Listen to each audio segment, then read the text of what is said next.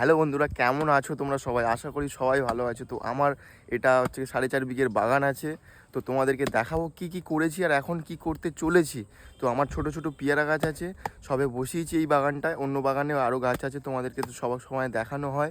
তো এখন আমাদের বাগানে কোপানো চলছে, মানে ম্যানুয়ালি। এই বাগানে তো এখন সেই রকমভাবে ট্রাক্টর ঢোকানোর কোনো জায়গা নেই, জল উঠে আছে, চারদিকেই জল উঠে আছে। আবার এখানে শিম গাছও লাগিয়েছি। তো কেমন হচ্ছে কাজবাজ? একদম হেভি হচ্ছে। আর এই পেয়ারা গাছগুলো এখন ছোট আছে বলে কি ওই ধার দিয়ে কুপিয়ে দিচ্ছ নাকি? হ্যাঁ হ্যাঁ, এতে কি ভালো হচ্ছে?